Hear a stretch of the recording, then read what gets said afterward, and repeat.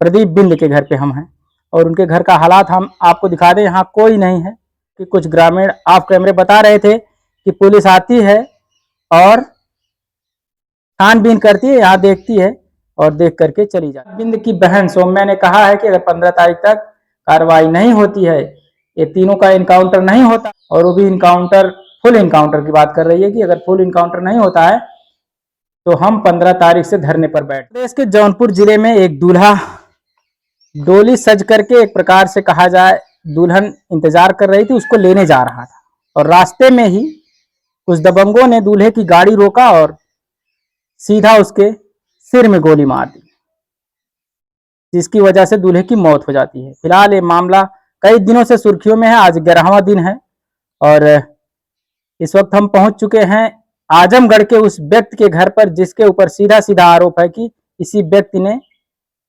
गोली मारी। प्रदीप बिंद के घर पे हम हैं और उनके घर का हालात हम आपको दिखा दें। यहाँ कोई नहीं है, जबकि कुछ ग्रामीण ऑफ कैमरे बता रहे थे कि पुलिस आती है और छानबीन करती है, यहाँ देखती है और देख करके चली जाती है। यानी लगातार पुलिस का जो कार्रवाई है पकड़ने की, तलाश की, वो जारी है। लेकिन यहाँ अभी भी जो मुख्य आरोपी है प्रदीप बिंद, वो फरार है और उसके घर पर पूरी तरह से आप देख सकते हैं कोई भी व्यक्ति नहीं है। एक बार आइए हम आपको कुछ अंदर का दृश्य दिखा दें। जो जिस हालात में था, शायद लगता है कि पुलिस को देखते ही उसी हालात में लोग भाग जाते हैं और घर का दरवाजा ऐसे खुला पड़ा है और जो फैन यहाँ लगाया गया है, फराटा फैन, वो भी उसी तरह से है और कुछ जो दरवाजे हैं बाहर से बंद हैं। अगर कोई जानबूझ के भागता उस तरह से तो जो लॉक है सबका लगा होता, लेकिन यहाँ ऐसी कोई बात नहीं है। ये दूसरा कमरा है जो कि कुछ सामान यहाँ पर रखे गए हैं, लेकिन जो मुख्य आरोपी है वो पुलिस की पकड़ से बाहर है।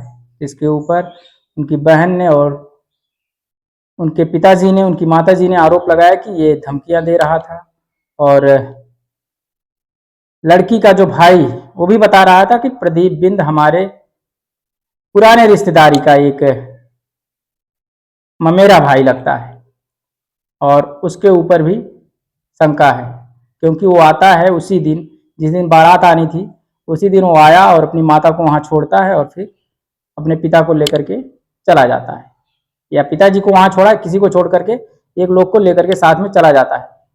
और उसे आना था यहीं एक गांव है बरौना, बरौना में वह एक निमंत्रण में आया हुआ था। उसके बाद रात्रि में 9 बजे के आसपास ये गोलीकांड होता है, दूल्हे के सिर में गोली मार दी जाती है। फिलहाल इसको लोग साजिश बता रहे हैं, तमाम लोगों का नाम इसमें आया और पुलिस ने कुछ आरोपियों को, शरण देने वाले लोगों को गिरफ्तार करके जेल भेज दिया है और जो मुख्य आरोपी हैं 3 लोग, ये अभी फरार चल रहे हैं। जैसा कि अगली वीडियो में आपने देखा कि शोले राजभर, भोले राजभर और उनके भाई के घर पर तोड़फोड़ की जाती है। फिलहाल ये तोड़फोड़ किसने किया इसकी हम पुष्टि नहीं करते हैं, लेकिन कुछ लोगों का कहना है कि पुलिस वाले आए थे, रात्रि में 8-9 गाड़ियों के साथ आए थे और तोड़फोड़ किए। और कुछ लोगों का कहना है कि आजाद बिंद की बहन ने गुंडे भेजे थे, उन गुंडों ने ये तोड़फोड़ किया है और तीनों घरों में तोड़फोड़ की गई, जहां तीनों भाइयों का अलग अलग घर बताया जा रहा है। ग्रामीण कह रहे हैं ये इनका है, ये इनका है, ये इनका है, जबकि अभी उनके माता पिता जिंदा है और बंटवारे को लेकर के कोई बातचीत नहीं हुई। फिलहाल ये हम आपको दिखा रहे थे प्रदीप बिंद के घर से, यहाँ कोई नहीं है। जैसे शोले राजभर, भोले राजभर के लिए वहां लोग खड़े थे कि ये लोग निर्दोष हैं, लेकिन यहाँ पर ऐसा कुछ नहीं नजर आ रहा है। पूरे गांव में डर का माहौल है और सभी लोग अपने घरों में या तो हैं या तो कहीं चले गए हैं, आसपास के लोग दिखाई नहीं दे रहे हैं। फिलहाल इस घर पे कोई नहीं है, ये हम दिखाने का प्रयास कर रहे थे, लेकिन जिस प्रकार से पुलिस कार्रवाई चल रही है, हमको लगता है कि बहुत जल्दी वो कार्रवाई होगी। आजाद बिंद की बहन सौम्या ने कहा है कि अगर 15 तारीख तक कार्रवाई नहीं होती है, ये तीनों का इनकाउंटर नहीं होता है, और वो भी इनकाउंटर फुल इनकाउंटर की बात कर रही है कि अगर फुल इनकाउंटर नहीं होता है तो हम 15 तारीख से धरने पर बैठ जाएंगे, आमरण अनशन करेंगे। लेकिन अब देखना है कि पुलिस इस मामले में अगली बड़ी कार्रवाई कब करती है। बहुत बहुत धन्यवाद।